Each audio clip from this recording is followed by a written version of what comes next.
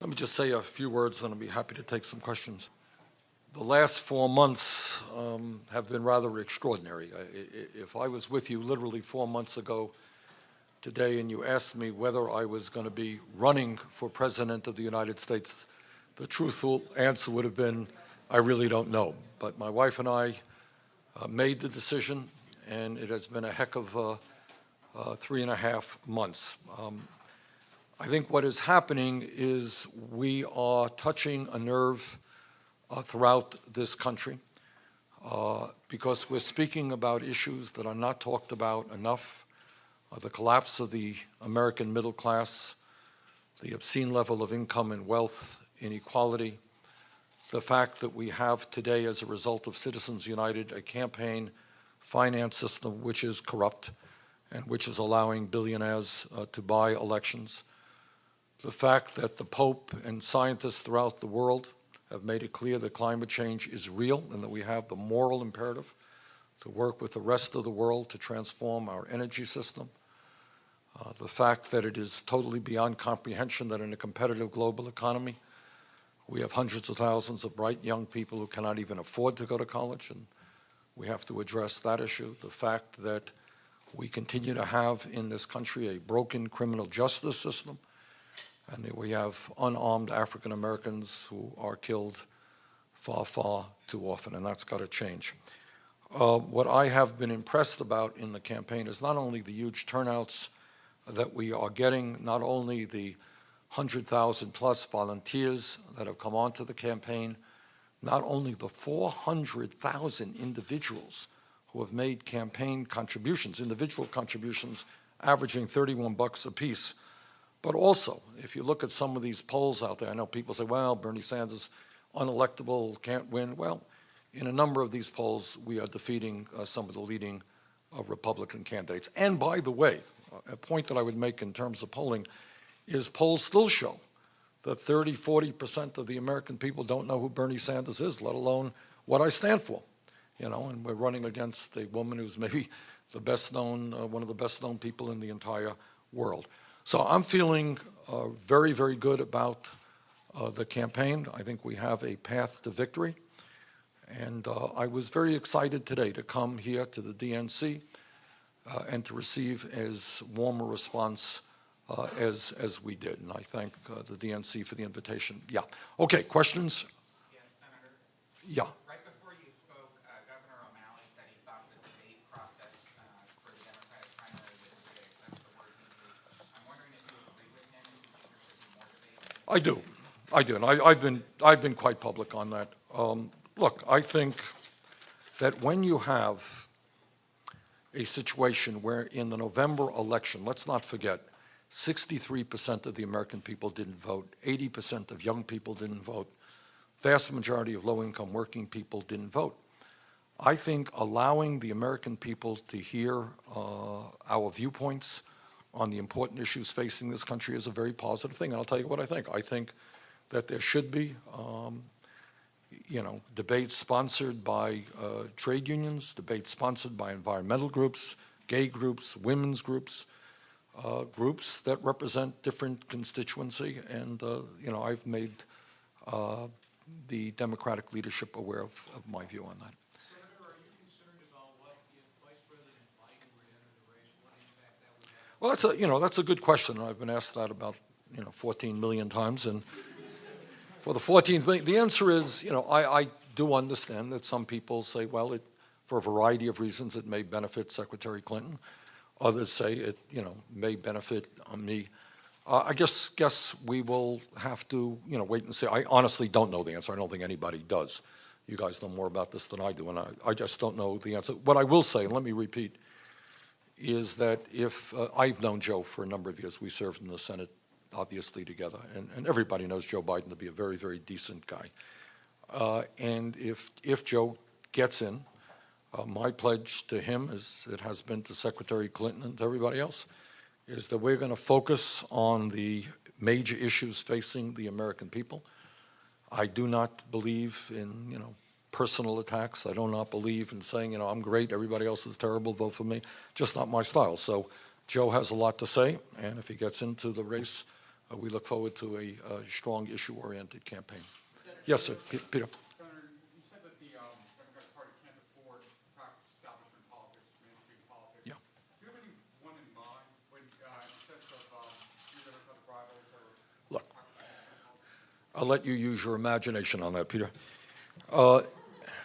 Look, this is what I mean, and thanks for the question, and this is what I mean sincerely.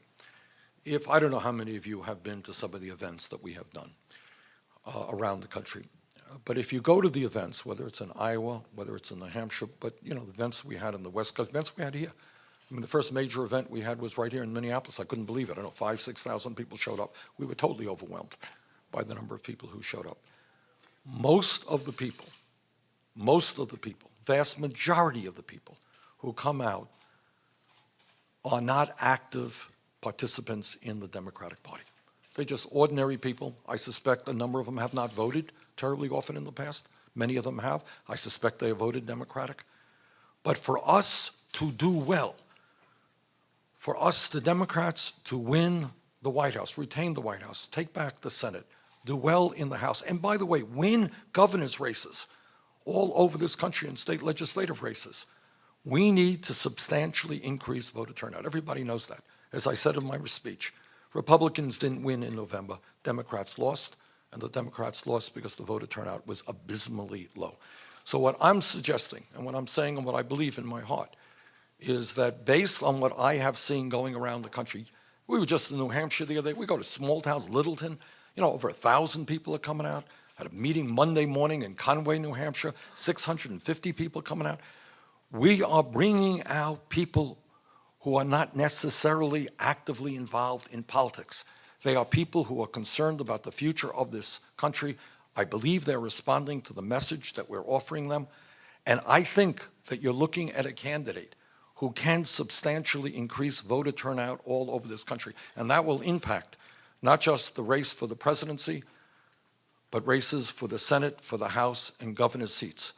If there is a large voter turnout, Democrats will do well. If there is a small voter turnout, Republicans will win. Dan? Senator, why do you believe, as you apparently do, that Secretary Clinton is not able to generate that kind of excitement or enlarge turnout? Well, as I've said a million times, I'm not here during this campaign to be attacking Secretary Clinton. I'll let you be the judge of that. I think, objectively speaking, that the kind of excitement that we have generated in this campaign, the huge turnouts that we have seen, the number of volunteers, the number of campaign contributors that we have, in the last 3.5 months, I think it is fair to say that from an objective point of view, I am not objective, I can see that, but from an objective point of view, I think it is fair to say that the energy, the excitement, and the momentum is with our campaign right now. And I think the other thing, Dan, that you're going to see, and I'm not, polls are polls, some of them are good, some of them are not good, and it's early in the political world, in the campaign cycle, to be talking about polls. But you're seeing those polls become, in many cases, closer and closer. We started, go back, Dan, check out the early polls. We were at 3 or 4%. That's what we were 3 or 4 months ago. Now we're in 25, 30% nationally. We're winning in New Hampshire and so forth. Yes, sir. How would you deal with Native Americans asking the federal government to honor the treaty rights of 1885 in Minnesota, Dakotas, and other places where they harvest wild rice, and they don't want tar sands? Well, I don't want tar sands in general, all right? And as I mentioned in the speech, you're looking at somebody who has helped lead the effort against the Keystone Pipeline. So I don't know all of the details, but I think it is fair to say that in general, we don't have to say it, no one will deny that the way the United States government has treated Native people is shameful. All right, maybe a couple of more questions, sir. Yes, Senator, there's a report today in Bloomberg that Secretary Clinton already has 60% of all the super delegates that are out there. What efforts have you made along those lines, and what does that mean this early in the game? Well, two things. Number one, I think it's fair to say that we'll probably win most of our delegates in the struggle by state. And I think we're off to a pretty good start. I think we're doing well in New Hampshire. I think you're going to see us do better in Iowa. We're finally, again, we're only in this thing 3.5 months, And, 2 months ago, I think we had maybe 2 people on our campaign in Iowa. Now we have many people, so we're organizing. And I think you're going to see us, we had a great trip to South Carolina. We're going to focus on Nevada as well. So I think you're going to see us do well. But in terms of superdelegates, let me say this. The people in here are smart people. They're not dummies. They want to see a Democrat win the White House. And I understand that, Secretary Clinton's people have been talking to these folks for a very, very long time. So she has a huge advantage over us in that respect. Not to say that there are a lot of people there who are supportive of her. But I think as our campaign progresses, and as people see us do better and better, you're going to see a lot of superdelegates. I just met with one as I was walking in here 10 minutes ago who said, well, you swayed me. I'm on your side now. I think you're going to see that. So it's one thing for people to say, well, I'm with the secretary today. We'll see where people will be 3 months from now or 5 months from now. Yes, sir. When you're having those kinds of conversations with superdelegates, how much of it is an electability issue to convince them that you can win next year? Yeah, I think that's very important. No question about it. Look, at the end of the day, people will say, we like you and, we agree with a lot of your ideas, but can you win? And what I would say, what has impressed me, and let me reiterate this.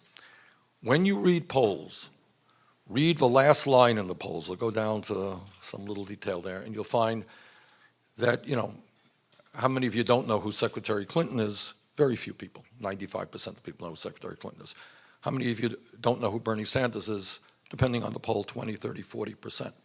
And yet, regardless of that, in some of the polls that have been out there, including just one the other day, we are defeating, on a one-to-one matchup, a number of Republicans. So we are, defeating Trump or Bush or whatever. I think we were losing the last poll to Rubio by 1 point. And that's with a lot of people not knowing who I am. So I think the issue of electability, can we win this election? Can we defeat the Republicans? I think the answer is becoming more and more clear that we can. Dan?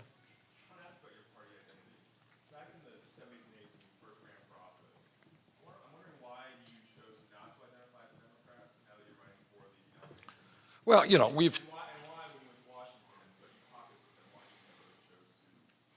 well, first of all, just from a legal point of view, so let me be clear.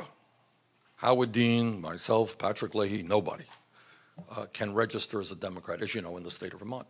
I vote in the Democratic primaries. I have helped elect some Democratic governors in the state of Vermont. I have been a member of the Democratic caucus from virtually the first day I was in the House and throughout my 9 years in the Senate. I was, as you know, the chairman of the Veterans Committee. I'm now the ranking member on the Democratic side in the Budget Committee. I had to make a decision, as you all know, many, many, many months ago, as to whether I would run for president as an independent or run as a Democrat. I made the decision to run within the Democratic primary and caucus as a Democrat. I think that was exactly the right decision. I can't tell you that every supporter of mine agrees with that, but I think the vast majority of them do. And the campaign is going very, very well. Just one follow-up. Is this the first time you've addressed the DNC meeting? Yes. This is the first time, and what conventions have you been to? In 2008, when Obama was nominated in Denver. Okay, maybe one more. Anything else?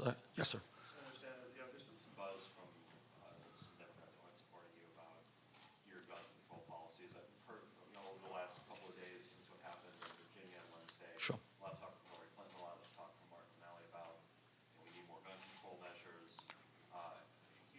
Why haven't you talked about this the last few days? Well, guns are a huge issue, and gun violence in this country is a huge issue, and all of us, taken aback by this horrible shooting on camera of 2 journalists. And, we've seen what has gone on, God, in South Carolina and Charleston, unbelievable stuff. So, this is a very, very important issue. So let me just reiterate what I hope all of you know, and I know there's some stuff going around that I'm, some kind of a gun nut and so forth and so on. It ain't true. I come from a state that has virtually no gun control. That's the way it is in my state. And we have, tens of thousands of people who are hunters and so forth and so on. But despite that, hunters, they do target practice, they go to gun shows. But despite that, you are looking at a congressman and a senator who voted, and it was not an easy vote for me, coming from the state that I come, to ban a number of semi-automatic assault weapons. That's the way I voted. Who voted for instant background checks, and who voted to close the gun show loophole so that people could not avoid the instant background check. And I am open to other ideas. Here's the point, though, that I've made time and time again. Do we need to make sure that people who should not own guns do not own guns? And the answer is unequivocally yes, we have got to do that. But I think just people shouting at each other and going nowhere in a hurry and trying to address that issue is not doing anybody any good.